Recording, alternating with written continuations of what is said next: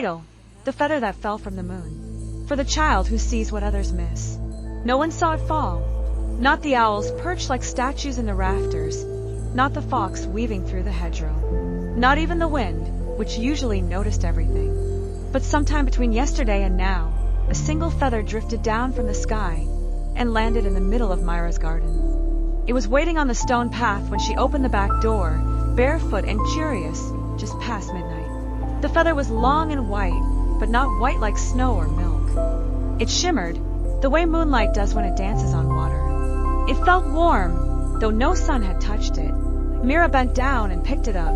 At once, the air stilled. The leaves stopped rustling. The frogs went quiet.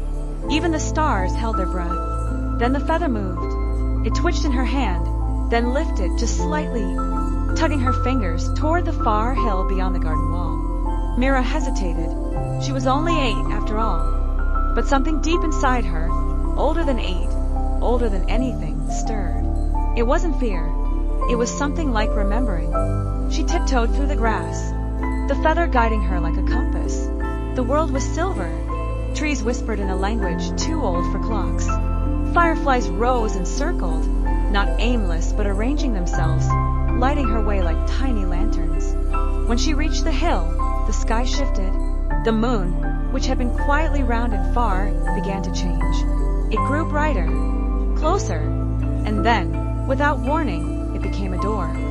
A white, round door in the middle of the air. The feather slipped from her hand and floated toward it. So Mira followed. She stepped through the moon. Inside was not cold. Inside was not empty. Inside was a forest made of light, leaves like crystal, rivers that hummed with songs. The stars were seeds, planted in soft, glowing earth. Everything pulsed with life. Creatures moved gently among the trees. Some she knew, some she only dreamed about. At the edge of a lake, her grandmother smiled and waved. Mira blinked. Her grandmother had died last spring. But here, she looked just as she had before, apron full of herbs, eyes full of knowing. Farther on, a tiger bowed his head as Mira passed. "Is this the sky?" she asked aloud, but no one answered in words.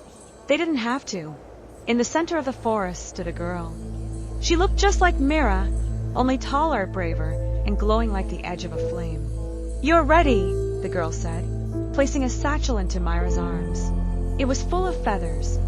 "Where do I take them?" Mira whispered. The braver version of herself smiled. "Everywhere. The world's forgotten how to wonder. These will help them remember." "But how will I know who needs one?" "You'll feel it. Just listen." She placed a hand over Mira's heart. "The feather finds the seeker. You carry the sky now." And with that, Mira stepped backward, through the forest, through the door, back into the garden. The moon had returned to its place in the sky, but the satchel was still in her arms. Sometimes, late at night, Mira sneaks out again. She drops a feather on a park bench, slips one into a child's open book, tucks another into a tree hollow by the swing. She never leaves a note, but those who find them, the quiet ones, the brave ones, the noticers, they feel it.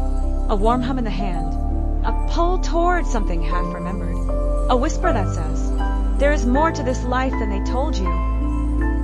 Did this story stir something in you? Then don't let it be the last.